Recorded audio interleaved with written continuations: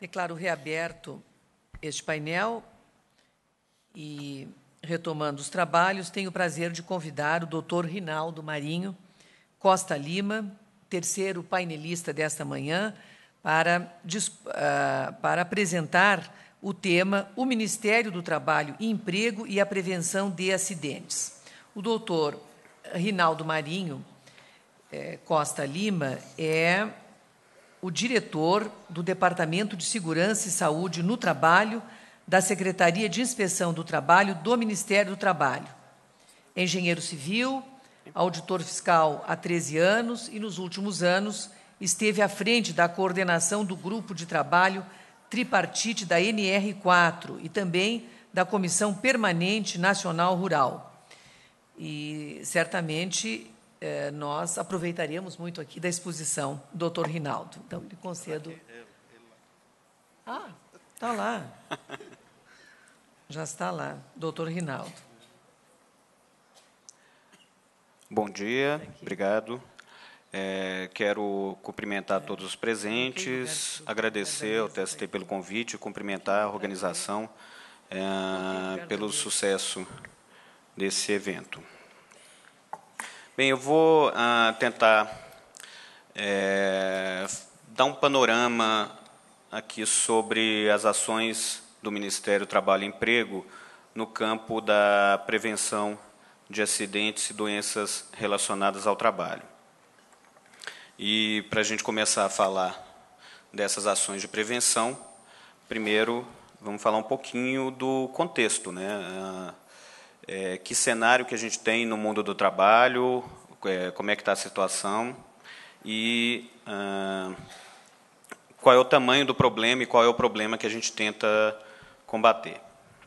Bem, eu vou passar algumas estatísticas, todas elas são extraídas, a fonte delas são os anuários estatísticos de acidente de trabalho, que são publicados pela Previdência Social em parceria com o Ministério do Trabalho e Emprego. Então, a gente está falando de números oficiais, de registros de acidentes de trabalho. É claro que, além desses números oficiais, a gente tem todo um mundo do trabalho informal, que não entra aí, e todo um mundo das subnotificações de acidentes, que também não está aí. Mas, mesmo com essa subnotificação e com essa ausência de alguns registros, a gente tem dados consideráveis para trabalhar e para avaliar. Então, essa primeira tela são os acidentes de trabalho registrados de 2003 a 2009. Então, a gente nota que, em 2003, a gente tinha menos de 400 mil acidentes de trabalho por ano, e 2009, que é a última informação divulgada pela Previdência, a gente ultrapassou um pouco os 700 mil acidentes de trabalho. É importante observar que, a partir de 2007, a sistemática da Previdência mudou, foi instituído o Nexo Técnico Epidemiológico Previdenciário. Então, antes de 2007, só eram registrados como acidentes do trabalho e doenças relacionadas ao trabalho, eventos em que houvesse emissão de uma comunicação de acidente de trabalho. E, a partir de 2007, existe uma relação de doenças que é vinculada a cada atividade econômica e também entra na estatística. Então, além do aumento que é evidente pelo desenho do gráfico, a gente tem também, a partir de 2007, uma melhora na informação, uma melhora na qualidade dos registros. Então, a gente observa um aumento no número de acidentes, logicamente, acompanhando o aumento no número de empregos formais que houve também nesse período. Esse é o gráfico de óbitos por acidente de trabalho, em que a gente tinha um comportamento estável, em torno de 2.800 mortes, instável e indesejável e ruim, em torno de 2.800 mortes por acidente de trabalho registradas por ano. Em 2009, a gente teve uma queda, ficou na faixa das 2.500 mortes. E o número de incapacidades permanentes, então, são trabalhadores que se aposentaram por invalidez decorrente de acidentes ou doenças relacionadas ao trabalho. A gente tem também ali um pouco da influência dessa nova metodologia de caracterização de nexo da Previdência Social. Então, provavelmente, em 2006, aquele gráfico um pouco menor, a gente teve uma série de aposentadorias que efetivamente foram decorrentes de acidentes de trabalho, mas que foram computadas como benefícios comuns, benefícios previdenciários. E, a partir de 2007, com o estabelecimento do nexo, a gente tem aí o aumento desse número de aposentadorias por invalidez. Bem, a gente falou do número absoluto de acidentes de trabalho. É importante observar que esse número ele computa todas as espécies, né, de acidentes de trabalho, acidentes típicos, acidentes de trajeto e doenças relacionadas ao trabalho. E esse gráfico ele mostra a incidência, né, quer dizer, ele faz a relação desse número absoluto de acidentes com a população trabalhadora, com o número de segurados. Então, a incidência por 1.000 vínculos, a gente tinha em torno de 16 a 17, hoje a gente está com a incidência acima de 20 acidentes de trabalho para cada 1.000 vínculos no ano. Os números são ruins, né, eles são negativos, e agora tem dois que apontam pelo menos alguma coisa positiva, que é a taxa de mortalidade, em que ela tem uma evidente tendência de queda, quer dizer, os acidentes estão acontecendo mais acidentes, mas existe uma tendência que esses acidentes sejam menos graves, né? Apesar de que 2.500 mortes não é motivo para comemorar, a gente tem uma tendência de redução desse quadro. Então, a gente conseguiu trazer a taxa de mortalidade de perto de 12 para cada 100.000 vínculos no ano, para algo em torno de entre 7 e 8 para 100.000 vínculos no ano. A gente caiu da casa dos 2 dígitos na taxa de mortalidade. E a taxa de letalidade, que expressa, né, a quantidade de mortes para cada grupo de 1.000 acidentes de trabalho. Também uma tendência de queda que aponta exatamente isso. Pelo menos os dados oficiais apontam uma redução na gravidade desses acidentes. A gente saiu de 6,5 para chegar perto de 3,4 em 2009, 3,4 mortes para cada 1.000 acidentes. Então, esse é o cenário, é isso que a gente tenta combater, e é por isso que a gente faz esse trabalho de prevenção de acidentes. Bom, então, vou falar sobre quais são o que o Ministério faz em termos de políticas públicas para a prevenção de acidentes e doenças e o que nós planejamos fazer nos próximos anos.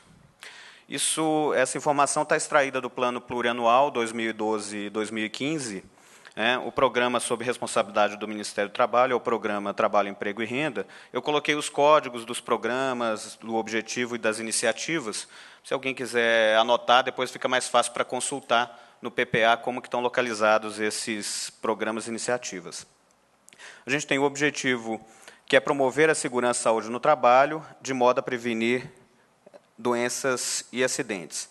E esse objetivo tem 6 iniciativas.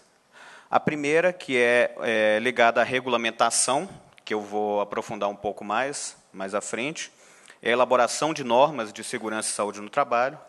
O segundo, que é a inspeção do trabalho, propriamente dita, a inspeção de rotina de segurança e saúde. O terceiro, que são as operações de auditoria em obras de infraestrutura, é uma ação também de inspeção do trabalho, de inspeção de segurança e saúde, mas com um direcionamento, com um foco bem específico. A iniciativa de investigação dos acidentes de trabalho, em especial os graves e fatais, também faz parte da mesma ação de inspeção, só que com um outro objetivo e com uma outra abordagem. Essas 4 iniciativas eu vou aprofundar, vou falar mais de cada uma delas. E mais 2, que é o aperfeiçoamento do processo de certificação dos equipamentos de proteção individual, o Ministério responsável pela certificação dos EPIs. Embora a gente ache que o equipamento de proteção individual não deve ser utilizado como nem a principal, nem a única forma de prevenção, a gente tem que zelar pela qualidade desses equipamentos, porque em algumas situações eles ainda são necessários.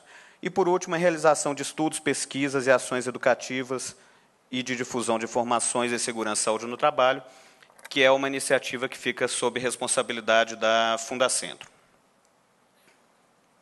Bom, aprofundando um pouco mais na regulamentação, a base legal, né, para que o Ministério construa as normas regulamentadoras, que, apesar de serem chamadas de normas, elas são, na verdade, regulamentos de cumprimento obrigatório, diferente das normas técnicas, por exemplo, as normas da Associação Brasileira de Normas Técnicas, a ABNT, que são referências técnicas e não têm essa característica de cumprimento obrigatório. As nossas, elas são obrigatórias para todos os empregadores. Está previsto no capítulo 5º do título 2º da CLT, o artigo 2º, o artigo 200 dispõe que o Ministério do Trabalho deve expedir normas complementares ao capítulo 5º. E o inciso 1º do artigo 157, que estabelece que cabe às empresas cumprir e fazer cumprir as normas de segurança e medicina do trabalho. Tá? Apesar dessa competência ser do Ministério, o Ministério optou por dividir essa responsabilidade com a sociedade, né, para que não fiquemos nós aqui em Brasília expedindo normas que vão ter um impacto no mundo do trabalho sem conhecer o que a sociedade espera dessas normas, sem discutir com os principais interessados, que são os trabalhadores e os empregadores, o que deve ser previsto nessas normas. Então, o Ministério, em 1995, a pessoa que instituiu isso é o Zurê Randá, que está ali no cantinho, vai falar à tarde, né, Zurê? Ele que foi o criador dessa sistemática. A gente utiliza um modelo de diálogo social que prevê consulta pública e debate tripartite sobre o conteúdo das normas, que é um processo que eu vou explicar logo a seguir. Então, o processo ele começa com a definição da prioridade, do qual tema é necessário ser regulamentado ou qual norma demanda uma revisão. Daí se parte para a formulação de um texto técnico básico, que é submetido à consulta pública, e depois vai para uma discussão tripartite, sempre envolvendo governo, representado pelo Ministério do Trabalho e pela Fundacentro, sempre, e, eventualmente, por outras instituições de governo que se interessem pelo tema ou que tenham alguma ação relacionada ao tema. Depois da discussão tripartite, vai para uma análise final, e aí, sim, é publicada a norma, e a gente tem todo um processo de medidas pós-publicação da norma, né? Não basta a norma, quando ela fica pronta, apesar da gente considerar uma vitória, é um resultado, é difícil chegar ao consenso com empregadores e trabalhadores, a norma, quando ela fica pronta, ela é apenas um pedaço de papel. Se a gente não tiver medidas pós-norma, que são o acompanhamento da implementação, a discussão com os empregadores, aí não a sua representação nacional, mas os empregadores e os trabalhadores na ponta, se a gente não fizer a capacitação de auditores fiscais do trabalho, se a gente não promover eventos para fazer a divulgação da norma, ela vai ficar ali como um pedaço de papel e não vai cumprir seu objetivo, que é ter um impacto no ambiente de trabalho. Então, tem todo um processo de pós-norma, que é o acompanhamento da sua implementação. Bem, destrinchando um pouquinho cada uma dessas etapas. A definição de prioridades é feita pela Comissão Tripartite Paritária Permanente, que é coordenada pelo Ministério do Trabalho e Emprego. Sou eu que atualmente sou o coordenador da comissão. Ela é constituída, como eu falei, pelas confederações de empregadores, as maiores confederações, e pelas 6 centrais sindicais hoje reconhecidas.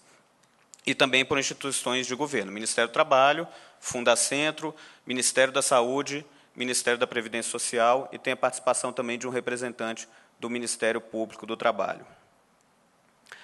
Após a comissão tripartite definir que determinado tema precisa ser regulamentado ou revisto, né, a comissão tem toda uma agenda, mais para frente eu vou falar qual é a agenda atual, o que está sendo discutido atualmente, há a formulação de um texto técnico básico. E aí a gente tem 2 formas de formular esse texto técnico. Ou um grupo de trabalho, que é um grupo só de governo, ou um grupo de estudos tripartite, que é um grupo com governo, trabalhadores e empregadores, mas ainda sem a característica de tentar fechar um texto da norma. Ele vai estudar o tema para propor um texto já moldado de acordo com o que a sociedade espera daquela norma. O grupo de estudos, o grupo de trabalho é o nosso processo tradicional, que veio desde 95. O grupo de estudos tripartite foi instituído há 2 anos, a gente teve apenas uma experiência utilizando o grupo de estudos tripartite e está agora na segunda experiência nessa metodologia, aliás, experiência que o Gilmar Trivelato está fazendo parte, é nosso parceiro lá representando a Fundacentro. Então, esse texto técnico, né, que já é uma proposta, é uma minuta da norma regulamentadora, ele é submetido à consulta pública, vai para o Diário Oficial, fica 60 dias em que qualquer instituição, qualquer empresa, profissional, trabalhador, sindicato, qualquer pessoa pode ler, dar sua opinião, reclamar, encaminhar suas sugestões.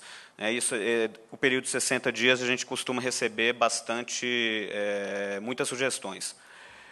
E a gente faz a sistematização dessas sugestões, né, a comparação do texto que foi proposto inicialmente com as sugestões que chegaram, e constitui um grupo tripartite de trabalho que vai fazer o debate sobre essa norma, sempre buscando o consenso, né? Quando não é possível o consenso entre as partes, o Ministério do Trabalho tem a atribuição de decidir qual vai ser o texto da norma. A última vez que nós tivemos que decidir, que arbitrar um texto de norma, foi em 2005, foi a norma regulamentadora número 31, que ela teve 90% de consenso, e o Ministério definiu os outros 10%. Mesmo assim, os itens que foram definidos pelo Ministério, que foram de máquinas e instalações de higiene e conforto, agora a gente já está chegando a um consenso, porque existe uma comissão que fez o acompanhamento da implementação, então a gente está limpando essa divergência que havia em 2005, hoje já a condição de chegar ao consenso nesses itens. Após o grupo tripartite de trabalho apresentar o seu produto, que é já a proposta final da norma, ela volta para a comissão tripartite paritária permanente para ser analisada e aprovada e vai para a revisão de redação e revisão jurídica na Secretaria de Inspeção do Trabalho. Após isso, ela é publicada e pode haver ou não a constituição de uma comissão nacional temática tripartite para fazer o acompanhamento da implementação dessa norma. E esse acompanhamento pode ser permanente, né? A experiência pioneira desse modelo tripartite, que foi a NR18, que trata da construção civil, existe até hoje, mais de 15 anos depois, a Comissão Nacional Temática Tripartite, que, como é anterior, ela tem outro nome, é o Comitê Permanente Nacional de Condições e Meio Ambiente de Trabalho na Construção. Ele se reúne até hoje e, periodicamente, altera itens da NR18. É a nossa comissão tripartite mais produtiva. Pelo menos 2 a 3 vezes por ano, eles nos entregam propostas de revisão da norma. Bem, então, a tentativa desse processo todo é que a gente tenha uma norma regulamentadora viva, dinâmica, né?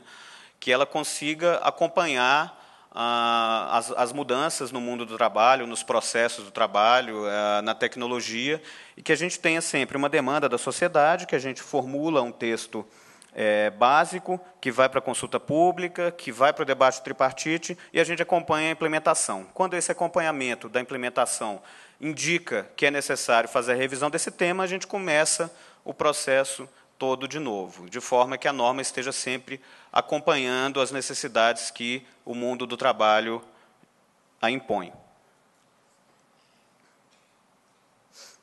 Bem, essas são as fontes, né, de onde pode surgir uma demanda para a regulamentação ou para a revisão da norma, né, começando pelas demandas da sociedade, que a gente, inclusive, estava recebendo um documento de um sindicato reclamando do excesso de acidentes e doenças num determinado segmento. A gente sempre considera isso. Essas demandas elas são avaliadas, né? Se é caso de fazer uma normatização, fazer uma regulamentação para aquele segmento ou para aquela situação, ou se a fiscalização, a inspeção do trabalho, consegue, com os instrumentos que já estão estabelecidos, tratar aquele problema. Então, a gente faz essa avaliação e, se for o caso, a gente leva para a CTPP com a proposta de uma nova regulamentação. Outra fonte são as próprias bancadas de empregadores e trabalhadores da Comissão Tripartite, que sempre nos demandam com novos temas. Outros órgãos governamentais também nos demandam alteração de norma. as necessidades apontadas pela própria inspeção do trabalho, né, é um instrumento que percebe mais rápido o problema antes dos acidentes e das doenças virarem estatística. A inspeção que está lá dentro da empresa, ela consegue perceber que tem um problema se agravando e traz para a gente essa demanda de regulamentação. Alguns compromissos internacionais, convenções internacionais da Organização Internacional do Trabalho, apesar de que o que tem acontecido, aconteceu no trabalho rural, aconteceu na mineração e aconteceu na construção civil. A OIT aprova um instrumento, a gente começa o processo de regulamentação e a gente consegue, até antes do Congresso Nacional ratificar esse instrumento, ter a nossa norma pronta, né? Com a construção civil, a convenção só foi aprovada quase 10 anos, só foi ratificada pelo Brasil quase 10 anos depois que a gente já tinha a norma. Com a mineração foram 5 anos, e o trabalho rural a gente já tem a norma desde 2005 e até hoje não foi apreciada pelo Congresso Nacional a convenção que trata de segurança e saúde no trabalho rural. E as próprias estatísticas de acidentes e doenças, né? A gente analisa as estatísticas por atividade econômica, então a gente pode... isso pode indicar a necessidade de alguma regulamentação ou de alguma revisão. Bem, os parceiros nesse processo de regulamentação, eu já citei alguns. A Fundacentro, que está ali em primeiro, porque participa de todas as comissões e grupos. O Ministério da Saúde, o Ministério da Previdência Social, também bastante presente. O Ministério Público do Trabalho, além de ter um representante na comissão tripartite, em vários grupos, em várias comissões, tem procuradores indicados para contribuir com a gente, com a experiência também do Ministério Público. E outras instituições de acordo com o tema. A Marinha do Brasil participa das discussões de trabalho marítimo, de trabalho aquaviário, Ministério dos Transportes, Ministério das Minas e Energia, a Agricultura, o Departamento Nacional de Produção Mineral, as agências reguladoras estão sempre presentes também. Então, eu citei alguns que estão mais próximos e que participaram e participam de discussão de temas atualmente, e outros órgãos de governo sempre participam quando tem interesse, né? Sempre aberto para a participação de outros ministérios, outras instituições. E, claro, sempre as instituições de empregadores e trabalhadores participando das discussões, como preconiza a Organização Internacional do Trabalho. Eu destaquei alguns resultados recentes, todos esses são normas que foram acertadas por consenso em todo esse processo e foram publicadas nos últimos 12 meses. Começando por essa primeira tela, são alterações pontuais nas normas. A norma regulamentadora número 5, que trata da CIPA, houve uma pequena alteração na questão da documentação e da eleição extraordinária, quando há vacância de trabalhadores eleitos na comissão. A NR6, que trata de equipamento de proteção individual, foi uma pequena alteração no item que determina como que é a seleção do equipamento de proteção individual adequado. A NR8, de edificações, houve uma alteração no item que fala de proteção contra queda em andares acima do solo.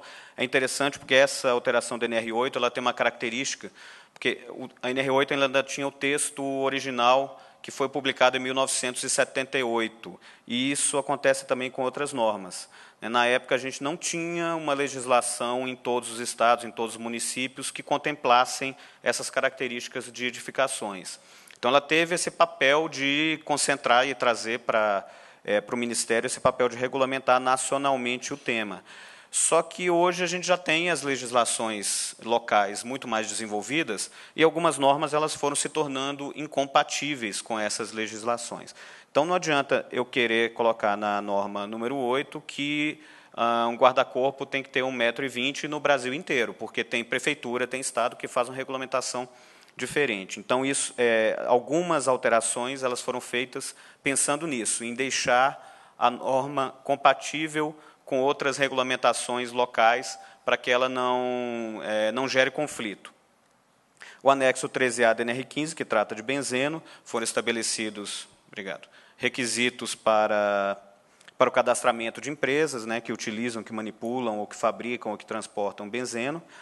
A NR18 da construção civil, ela teve várias alterações, eu destaquei aqui duas, na questão dos andaimes, e um item que trata de novas tecnologias, e NR22 da mineração, foi alterado o item que trata de transportadores contínuos. Essa outra tela, ela traz as normas novas, né, as regulamentações novas que não existiam e foram aprovadas. A NR34 trata da construção e reparação naval.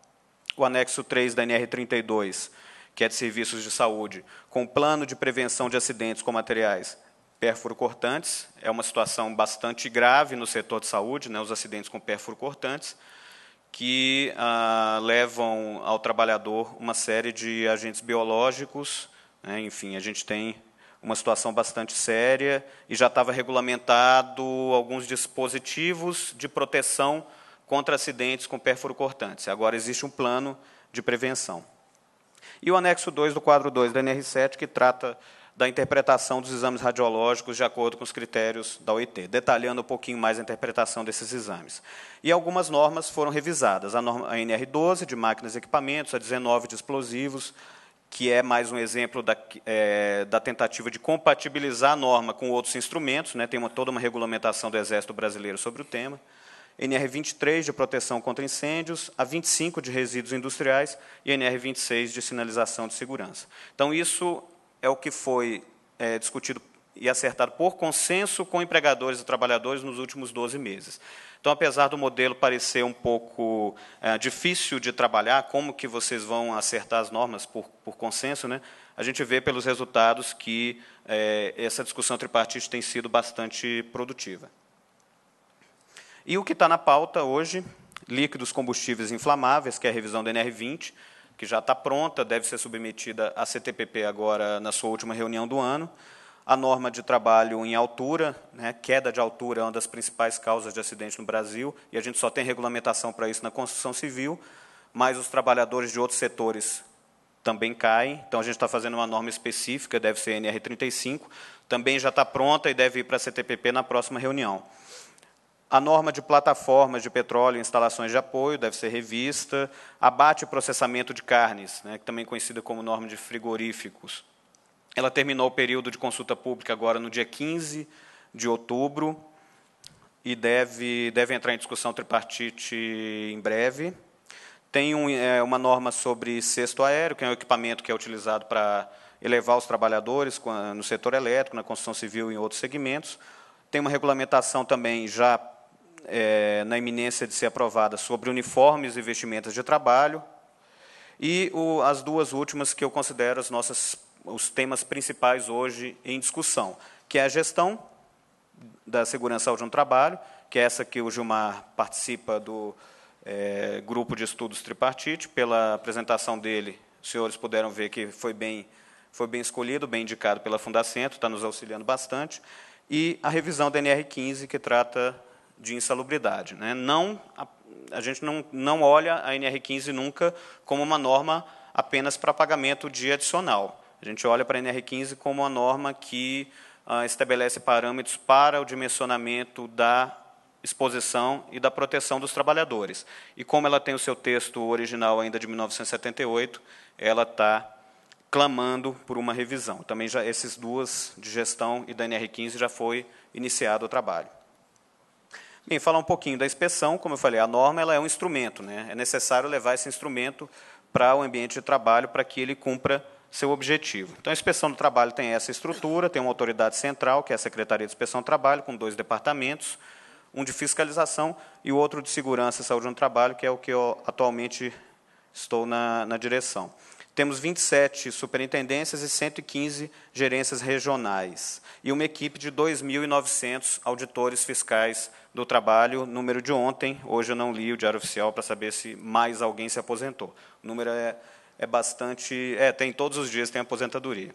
O número é bastante reduzido para atender toda a demanda que nós gostaríamos de atender. Na próxima semana, estaremos nomeando mais 117 auditores, aprovados já em concurso, e até o dia 31, mais 103 também aprovados, então devemos acrescentar 220 auditores fiscais a esse quadro. A gente tem um planejamento da inspeção, que ele é feito para 4 anos, como o plano plurianual. O planejamento é estruturado em projetos que podem ser por atividade econômica ou por tema. Podemos ter o projeto construção civil, podemos ter o projeto análise de acidentes, e eles conversam entre si, eles se integram. O órgão central determina alguns projetos obrigatórios, que estão aí listados, e as demais prioridades elas são definidas localmente pela superintendência com base num diagnóstico local. E há um acompanhamento e avaliação pelo órgão central. Esses são os dados da inspeção, são dados de 2010, o número de ações fiscais, de autuações, embargos, interdições e de análise de acidentes que nós fizemos no ano passado. Então, já há bastante tempo que a gente fica acima das 130 mil ações fiscais de segurança e saúde por ano. Né? Não são 130 mil visitas à empresa, são 130 mil ações que tem uma visita inicial, tem uma notificação e depois tem uma ou mais visitas de retorno para verificação do cumprimento do que foi determinado. Bem, além da inspeção que a gente chama de rotina, que é essa que eu mostrei, eu vou destacar aqui 2 projetos que a gente tem dado prioridade. O primeiro, auditoria em obras de infraestrutura. O foco são as obras de infraestrutura energética, em especial as obras de geração e transmissão de energia elétrica. A gente tem várias hidrelétricas de grande porte sendo construídas e iniciando construção no Brasil. De infraestrutura logística, que é construção e ampliação de rodovias, ferrovias, portos, aeroportos. E de infraestrutura urbana, que hoje tem foco nas obras preparatórias para a Copa do Mundo de 2014. Existe um grupo nacional, um grupo móvel, né, coordenado pelo Departamento de Segurança e Saúde, que se integra nessas ações com as equipes de fiscalização local. Ele é direcionado para obras que ensejam uma ação diferenciada. Né? Se a gente tem uma hidrelétrica sendo construída com 25 mil trabalhadores de 30 empresas diferentes, é lógico que o nível de complexidade dessa fiscalização é muito maior do que uma obra de edificação. Então, esse que é o nosso foco. Você tem sempre acompanhamento pelas equipes locais, que é quem está presente na obra nos intervalos entre as ações do Grupo Nacional, e também faz ações de apoio nas regiões afetadas por grandes obras. Né? Toda vez que tem uma obra desse porte, todo o entorno, todas as cidades que estão próximas, elas sofrem, né, os efeitos dessa obra. Para dar o exemplo mais atualizado de Altamira, onde está sendo iniciada a construção da hidrelétrica de Belo Monte, tem 11 municípios afetados, que não são afetados apenas pela represa. A economia desses municípios muda, a população aumenta muito, os serviços de saúde e de educação começam a não ser suficientes, e a gente faz um trabalho de fiscalização preventiva nesse entorno da obra. Né? Tem uma série de outras obras de construção civil que acontecem lá fora, o comércio também começa a mudar o seu perfil, então a gente faz essa ação de apoio nas regiões afetadas. O grupo de auditoria em infraestrutura, 2010 é o realizado, 2011 é uma projeção até dezembro, e 2012 é o que está sendo planejado. Em 2010, a gente tinha uma equipe que fez 5 operações, principalmente nas hidrelétricas do Rio Madeira e no hidrelétrica de Estreito. Em 2011, com essa mesma equipe, foram 10 operações, mais 3 ações de apoio e uma ação nos estádios, nas obras de estádios para a Copa do Mundo. A gente fez, no mês passado, uma ação simultânea em 8 estádios, né, os outros, ou a obra estava paralisada ou ainda não havia se iniciado, uma fiscalização conjunta nesses estádios para que a gente possa ter uma Copa do Mundo sem trabalhadores mortos. Em 2012, a gente vai multiplicar esse trabalho, vão ser 4 equipes trabalhando, que vão fazer 20 operações, 6 ações de apoio, e vamos ter, em 2 momentos no ano, essa ação simultânea, e aí, ano que vem, esperamos, sim, fiscalizar as 12 obras de estádio. Bem, análise de acidentes de trabalho. O objetivo da análise é prevenir novos acidentes. As informações que a gente obtém dessas análises, elas permitem a gente aperfeiçoar normas de segurança e saúde, a concepção e o projeto de máquinas, equipamentos e produtos, os sistemas de gestão, o desenvolvimento tecnológico, as condições de trabalho. Enfim, a informação que vem da análise do acidente é muito útil para a prevenção, e é esse o objetivo. Esse é o gráfico da quantidade de acidentes de trabalho que foram analisados pela Inspeção do Trabalho. A gente está girando em torno de 2.000 análises por ano, e a gente colocou uma meta para 2012 de 2.400 análises. E essas análises de acidente, a gente produz sempre um relatório que tem desdobramentos, tem repercussões, né? As unidades descentralizadas sempre encaminham esse relatório para o Departamento de Segurança e Saúde. A gente tem o projeto de fazer uma sistematização dessas informações sobre as causas de acidentes. Ele vai para o trabalhador acidentado ou seus familiares, para que eles possam, se assim entenderem, utilizar o relatório para ajuizar ações, né, de reparação em razão do acidente.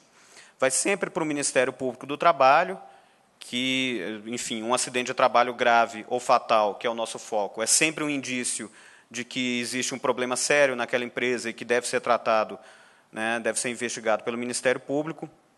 E uma parceria mais recente para as procuradorias regionais federais, para que, quando o acidente for decorrente de uma infração à norma de segurança e saúde, as procuradorias possam ingressar com as ações regressivas para que o INSS e os cofres públicos sejam ressarcidos do custo previdenciário daquele acidente. Essa é uma parceria recente, de 2 ou 3 anos para cá, que tem crescido bastante, que a gente preza, que a gente dá uma importância muito grande. Não com o objetivo apenas de recuperar essas despesas, mas principalmente como mais um instrumento na prevenção, né? Mais uma forma de cercar os maus empregadores para que eles invistam em segurança e saúde no trabalho. E esse relatório está sempre também disponível para outros órgãos quando é solicitado.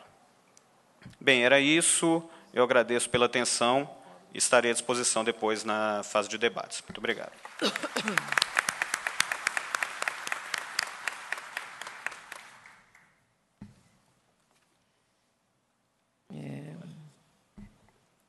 Cumprimento o doutor Rinaldo pela exposição e passo logo a palavra ao nosso último painelista da manhã, doutor José Guilherme Zagallo, que tratará do tema Sistema Preventivo de Acidentes de Trabalho.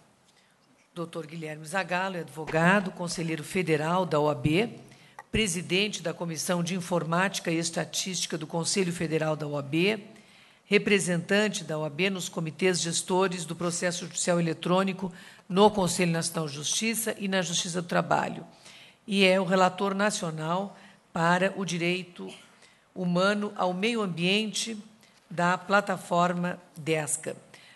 Só antes de passar a palavra ao nosso ilustre conferencista, eu quero convidar todos os presentes para, no intervalo do almoço ou o início dos trabalhos da tarde, visitar a exposição que a Fundacentro montou aqui no hall de entrada do TST sobre a vida e a obra do médico Berardino Ramazzini, 300 anos.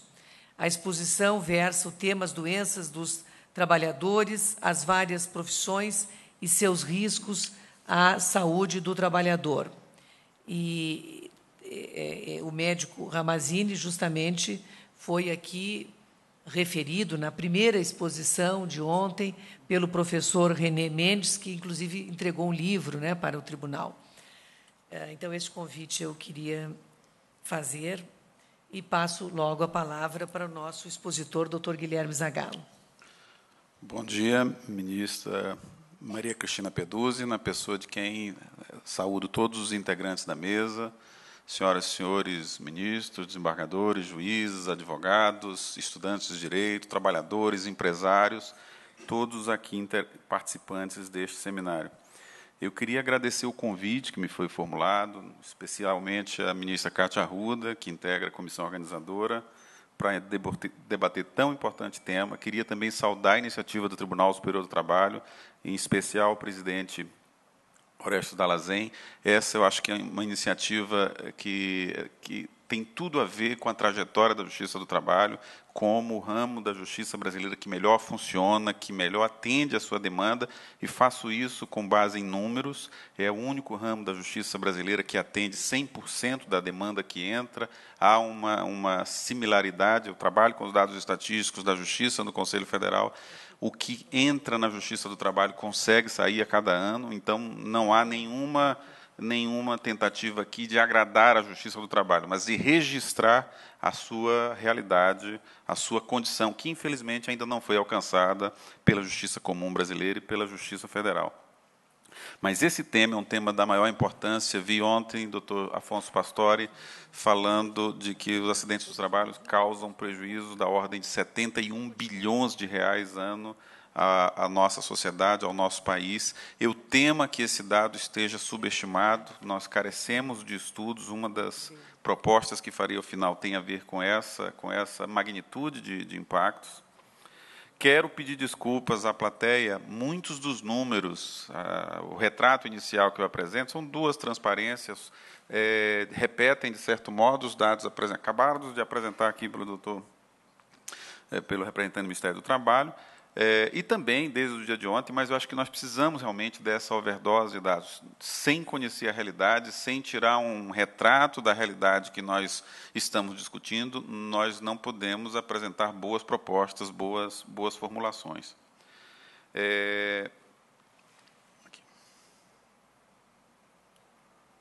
Pronto.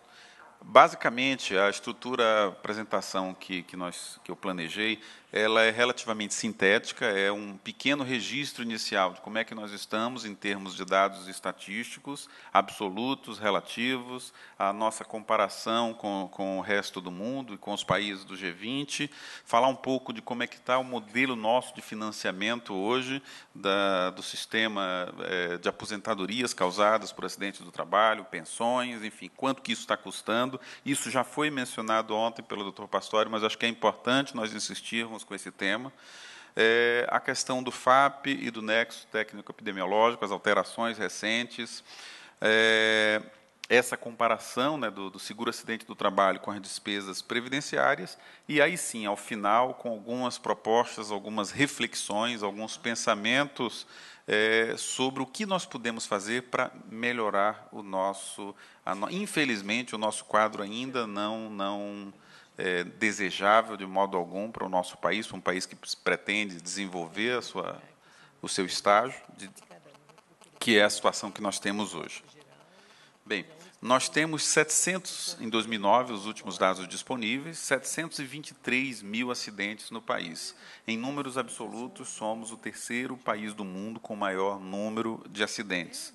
421 mil acidentes típicos, 89 mil acidentes de trajeto, 17.663 doenças originárias do trabalho, 195.173 acidentes sem CAT registrado. De onde vem esse volume tão elevado? Nós tivemos recentemente uma alteração do nexo técnico-epidemiológico, que estabeleceu uma correlação entre determinados códigos na classificação internacional de doenças e algumas atividades econômicas, invertendo, inclusive, o ônus da prova, porque havia um subregistro muito forte de doenças ocupacionais e de acidentes do trabalho, e essa alteração conseguiu, de certo modo, talvez ainda precisemos avançar nesse registro, mas conseguiu identificar o acréscimo foi da ordem de 27%, com essa modificação, a criação do nexo técnico epidemiológico. Nós tivemos, em 2009, 2.496 mortes, fomos, em números absolutos, o terceiro país no mundo com maior número de mortes, 13.047 trabalhadores incapacitados permanentes, 2.139 acidentes para cada 100 mil trabalhadores, com uma forma diferente de dizer 21,39 para cada 1.000 trabalhadores apresentados pelo Ministério do Trabalho. Isso nos coloca na 17ª posição do mundo, em termos proporcionais, e o quinto dentre os países do G20. e tivemos 7,38 mortos para cada 100 mil trabalhadores. 13ª posição entre os países do mundo, terceiro entre os países do G20. Nós temos uma evolução desses acidentes. Essa série foi mostrada nos últimos 10 anos. Aí estamos aí nesse patamar de 700 mil, mas é importante fazer um registro que nas décadas anteriores, na década de 70, nós tivemos uma média de 1,5 milhão de acidentes do trabalho em nosso país, na década de 80, 1.110.000 acidentes, e na década de 90, uma média de 470 mil acidentes. Então, temos um número muito elevado, mas no passado não tão distante, tivemos um número de acidentes do trabalho muito superior a esse que nós temos hoje. Claro que não dá para comemorar 723 mil acidentes. É um número que nos envergonha e que temos que construir coletivamente soluções. Mas temos que reconhecer que a nossa realidade já foi muito pior do que aquela colocada hoje. Isso, claro, para um universo de trabalhadores inferior, muito inferior ao que nós temos hoje. Em relação em termos de taxa de acidentes, ou seja, o número de acidentes proporcional em relação a cada 100 mil trabalhadores, nós tivemos aí nessa década um número estável, relativamente estável, em torno um pouco menos de 1.500 acidentes para cada 100 mil trabalhadores, que, no entanto, e aí, sobretudo com a criação do nexo técnico epidemiológico, esse indicador se eleva, mas não significa, na verdade, que houve uma elevação. O que não havia era registro da ocorrência. Se pudéssemos reprocessar os dados estatísticos, incorporando as informações atuais do nexo técnico epidemiológico, provavelmente chegaríamos a indicadores mais elevados do que esses. Então, esse crescimento dos últimos 3 anos é, sobretudo, a criação do nexo técnico epidemiológico.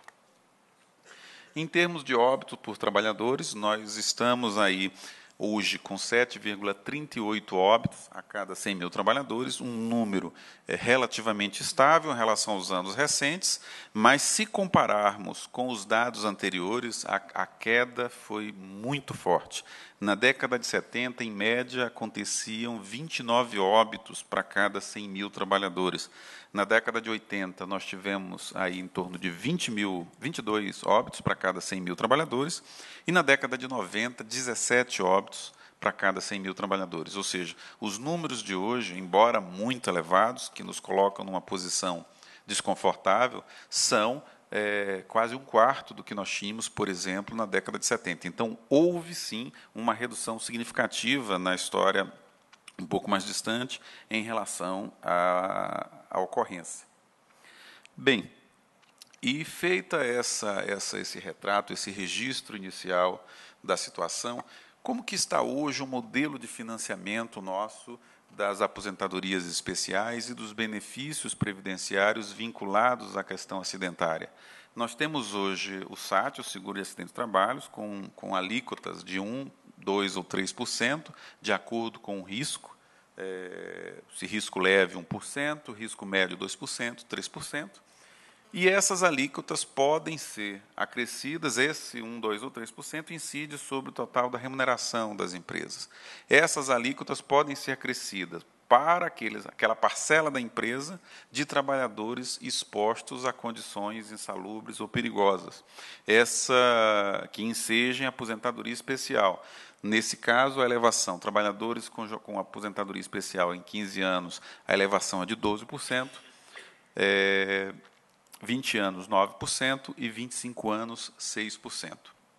Bem, nós tivemos agora, recentemente, em 2003, a criação do fator acidentário de prevenção, regulamentado somente em 2007, com o Decreto 6.042, que prevê uma redução de até 50%, ou um acréscimo de até 100%, de acordo com a razão do desempenho da empresa dentro da sua atividade econômica. Ou seja, a empresa que tem mais acidentes, ela teria que pagar mais. Ela, em vez de pagar 1%, 2% ou 3%, ela poderia ter uma elevação, a dobrar essa contribuição e pagar 2%, 4% ou 6%, de acordo com a sua condição individual. Como também poderia ter uma redução na sua alíquota, se não aconteceu nenhum acidente enfim, é uma forma inteligente de premiar as boas práticas empresariais que reduzem efetivamente a ocorrência de acidentes do trabalho e de reprimir, de algum modo, aqueles ambientes empresariais em que, infelizmente, ainda ocorrem taxas elevadas de acidente. Como se apura, como se calcula esse fator?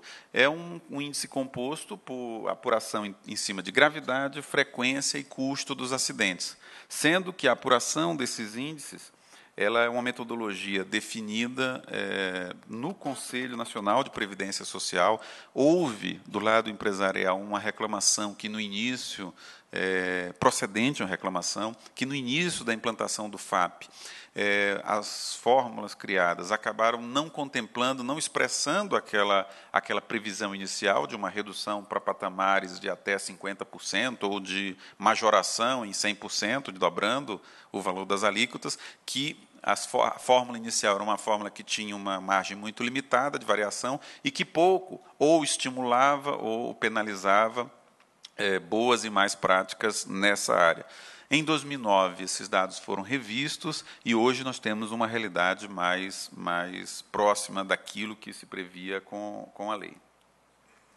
Bem,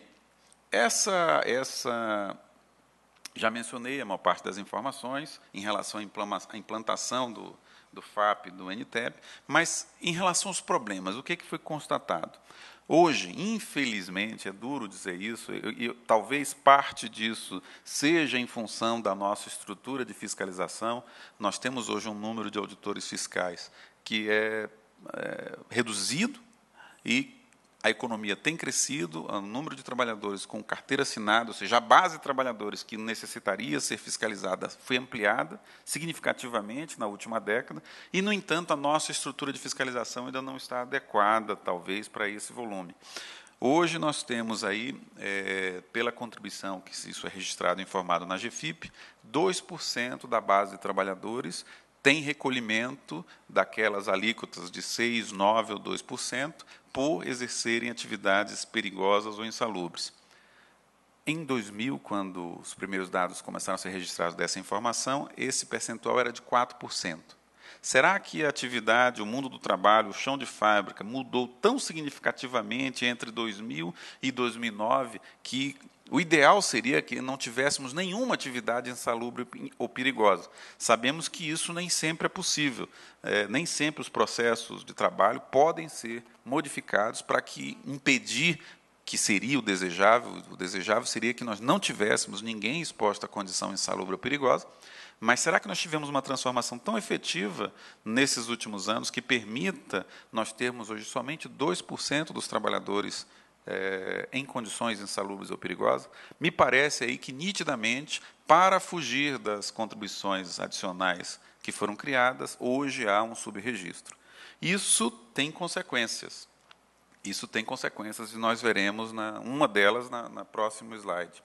Também não conseguimos alcançar ainda uma redução expressiva do número de acidentes.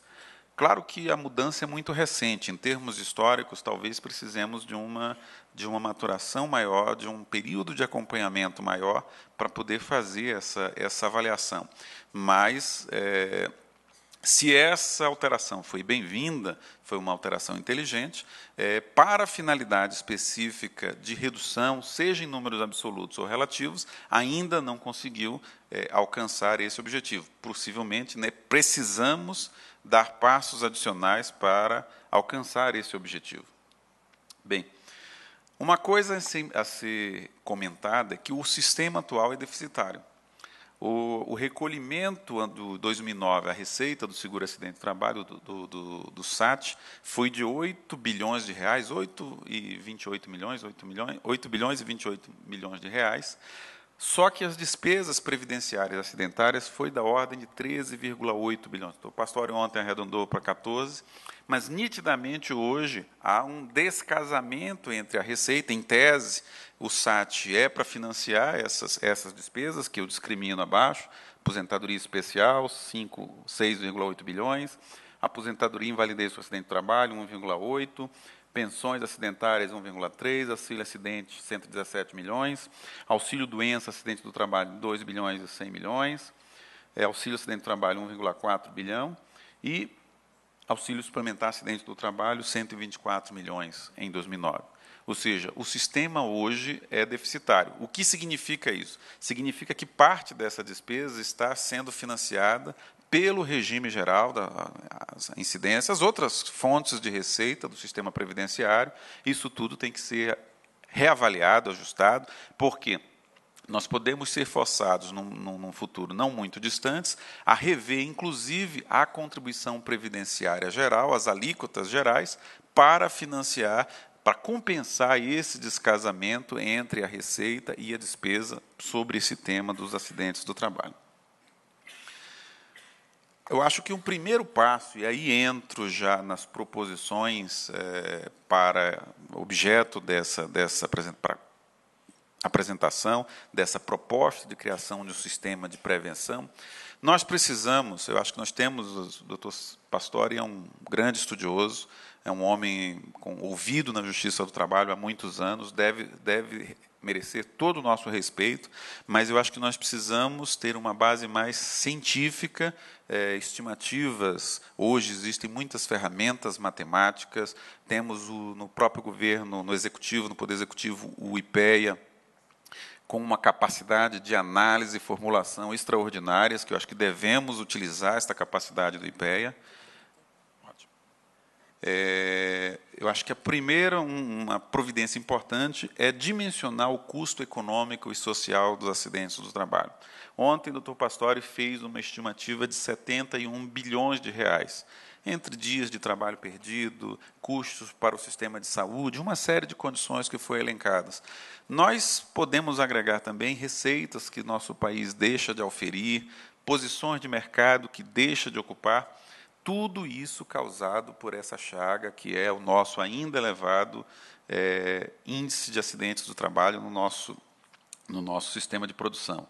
Então, na pesquisa que fez para esse trabalho, existem alguns poucos estudos, mas acho que precisamos avançar mais. A Fundacentro pode colaborar também, dando suporte técnico a essa formulação. Precisamos compreender o aspecto econômico. Ele é importante, ele não pode ser o único aspecto a ser ponderado, mas ele é um aspecto importante para a formulação de políticas públicas, para o posicionamento do Poder Judiciário em relação a essas questões. Precisamos também fortalecer o nosso sistema de estatísticas. Quando nós temos, ontem o ministro Dallazen, na síntese praticamente perfeita que fez na abertura do seminário, registrou a demora que nós temos para a produção dos dados estatísticos. Estamos trabalhando aqui com os dados de 2009, já estamos no final de 2011, ou seja, demoramos a ter esse registro das informações. Há nos estudos que foram, por exemplo, o IPEA acaba de lançar um livro, 400 páginas só sobre esse tema, em que há 2 artigos muito interessantes registrando os problemas que nós temos na nossa base de dados, os conflitos entre os dados estatísticos do Ministério da Previdência com os dados do Ministério do Trabalho, enfim. Não que se vá aqui, não quero aqui fazer a crítica a essas bases de dados, mas as estatísticas são do nosso país, são do governo brasileiro, não são de um ministério ou de outro. Nós precisamos buscar consensos e construir estatísticas confiáveis que permitam àqueles que vão propor políticas públicas, julgar políticas públicas, decidir com consistência.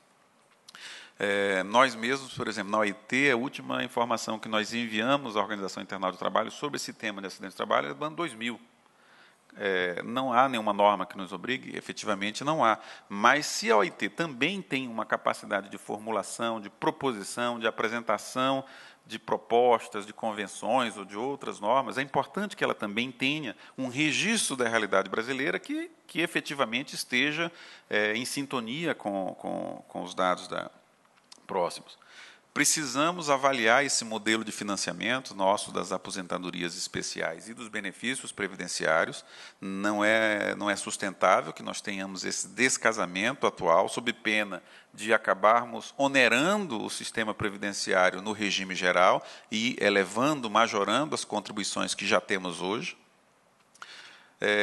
Existe uma iniciativa recente da Advocacia Geral da União da proposição de ações regressivas contra os empregadores em caso de culpa, enfim, dependendo da culpa, para buscar a indenização do Estado pelas despesas causadas pelos acidentes. É uma iniciativa recente, mas eu acho que merece uma avaliação da efetividade desse tipo de medida, do alcance econômico, se isso pode ter alguma consequência também em relação ao financiamento do sistema. Como é muito recente, ainda não está devidamente avaliada essa iniciativa. Em tese, eu acho que é uma boa iniciativa da Advocacia Geral da União, mas que tem que ser conhecida e debatida. Falei já, precisamos reforçar a fiscalização trabalhista brasileira, tanto no aspecto quantitativo, mas acho que também nesse aspecto, por exemplo, do subregistro das condições acidentárias, das condições de saúde e segurança. Eu não sei se é o caso de fazer uma revisão das multas que nós temos hoje em relação a esse tema específico. Tem que ser doloroso para um empregador, para um mau empregador, ele proceder o subregistro nessa.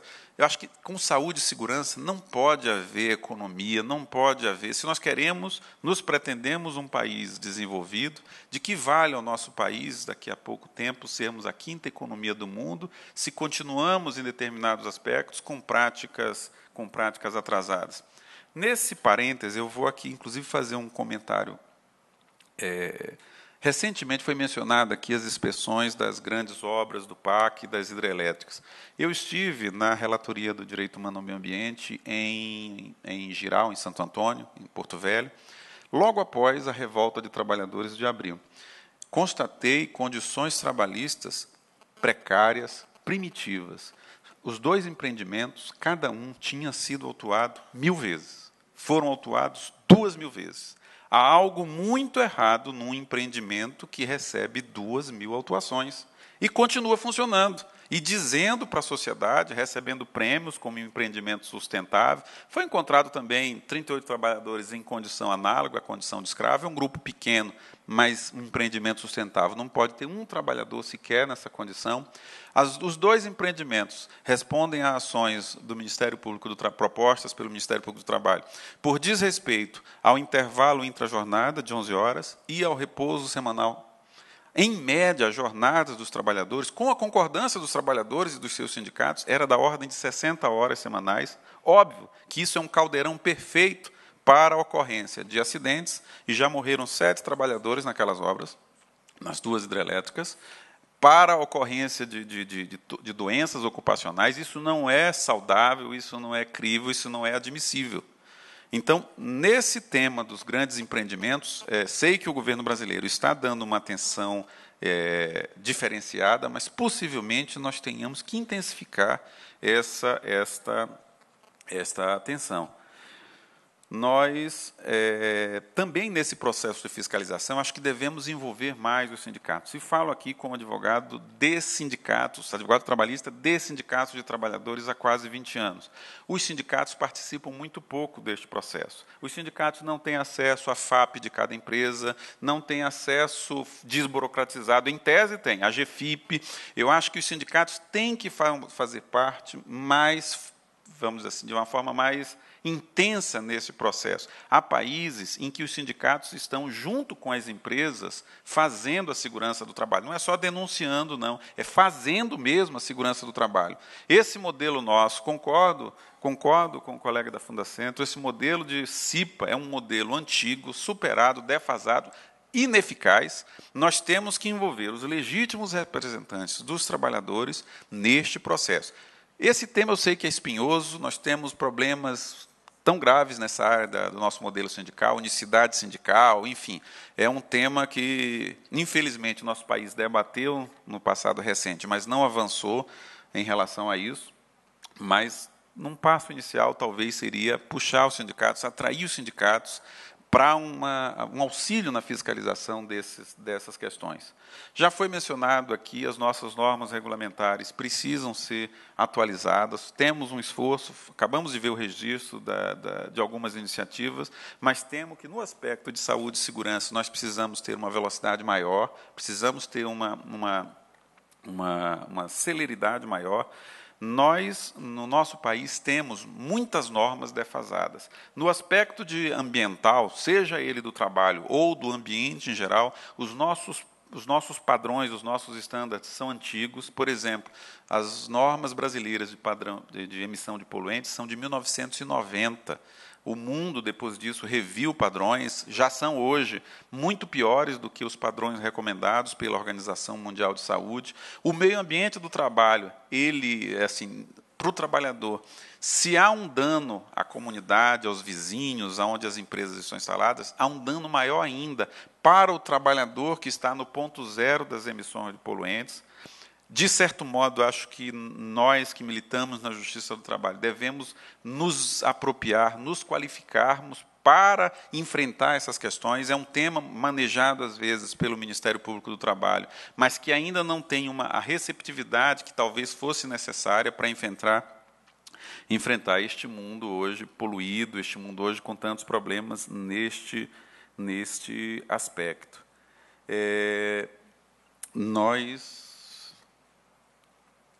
As causas dos acidentes, ou os fatores de risco, melhor dizendo, corrigindo, né, como explicado ontem, elas precisam ser analisadas para ajustes no nosso sistema normativo. Hoje é feita a análise dos acidentes, sobretudo os acidentes graves, com mortes. Isso, acabou de ser mencionado aqui, gera uma série de propostas, mas talvez eu acho que esse debate, além das avaliações individuais, pudesse ser feito anualmente, coletivamente, para que nós pudéssemos ir focalizando a ação do Estado brasileiro, o que podemos fazer numa agenda de curto e de médio prazo para reduzir as ocorrências. Por exemplo, nas estatísticas, os 2 setores da economia que mais ocorrem acidentes, transportes e construção civil.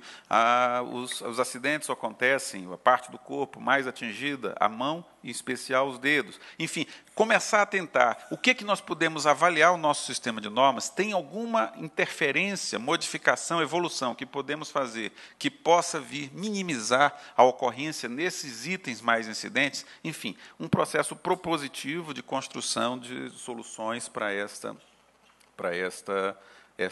que altere esta realidade. Os estudos de impacto ambiental hoje, na minha avaliação, acho que devem incorporar também o meio ambiente do trabalho. Você não pode só avaliar o que vai causar na comunidade, nas vizinhanças, na emissão de efluente, nos rios, enfim. E o meio ambiente do trabalho. Quando se projeta um empreendimento, uma fábrica, uma usina siderúrgica, qualquer que seja ele, trabalhadores vão operar aqueles equipamentos. Essa operação vai causar uma exposição a determinados fatores de risco, a determinados agentes que fazem mal à saúde, enfim. É possível que essa discussão aconteça também no processo de licenciamento, que aí os sindicatos têm a possibilidade de intervir diretamente. Olha, nós não estamos aqui entrando no aspecto ambiental externo, vamos dizer assim. Quem tem uma legitimidade maior para fazer isso é a comunidade que vai receber o empreendimento. Mas, no aspecto interno, essa tecnologia desta fábrica é uma tecnologia que não é mais utilizada em determinados países mais desenvolvidos, enfim. Não podemos ter uma tecnologia diferenciada que importe em menos riscos ou menos aos trabalhadores que vão operar esses equipamentos. Então, essa pode ser uma proposição, vamos dizer assim, preventiva importante, de, antes da construção de novos empreendimentos, que o fator do meio ambiente do trabalho seja levado em consideração, e hoje ele é simplesmente desconsiderado no processo. Em alguns casos, eu acho que nós devemos, já desde o início, propor, por exemplo, o monitoramento epidemiológico. Determinadas atividades que são muito perigosas, que o fator de risco é muito elevado, nós não precisamos e não devemos esperar 10 anos, 15 anos, para que as doenças se manifestem, para que os problemas se manifestem, para fazermos estudos regressivos. Por que para determinados setores que têm uma ocorrência maior, um risco mais elevado, nós já não começamos os empreendimentos com um determinado... Claro, existem os exames periódicos, existem na legislação alguma coisa já hoje, mas de uma forma mais sistemática, alguns monitoramentos mais específicos, alguns exames são exames muito fora do rotineiro, com dificuldades, inclusive, de realização em nosso país. Os médicos que trabalham na questão sabem disso, então talvez pudéssemos incorporar isso para o futuro.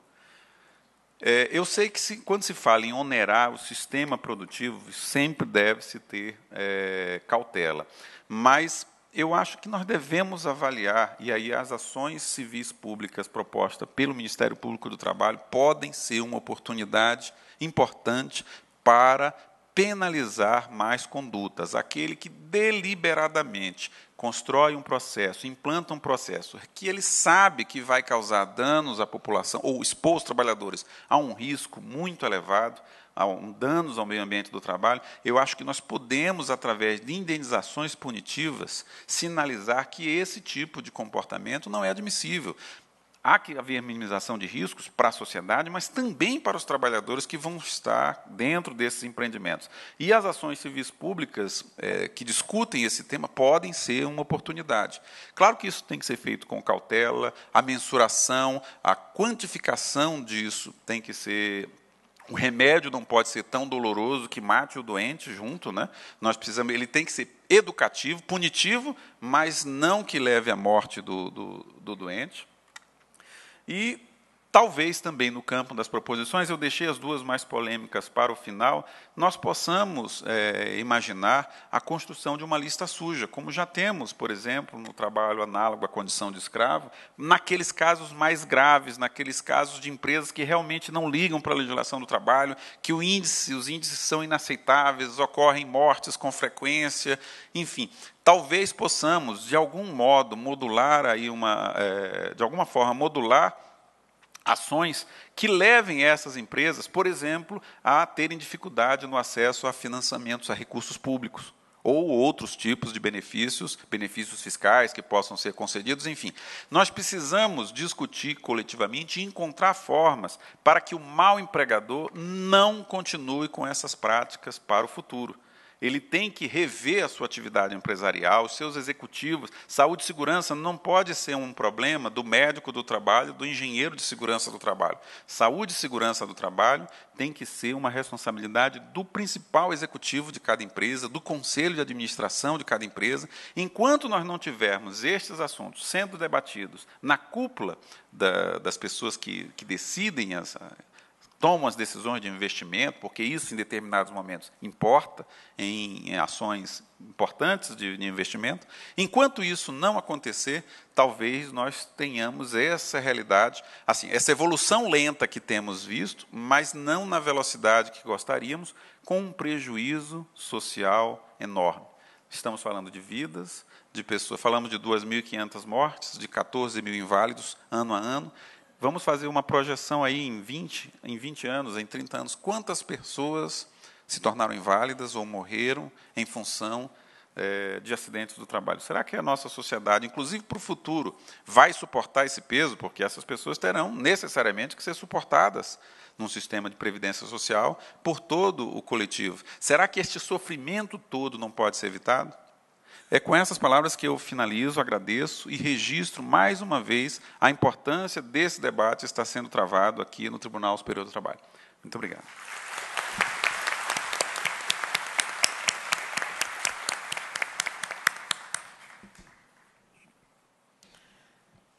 Muito obrigado, doutor Guilherme Zagalo, pela brilhante exposição.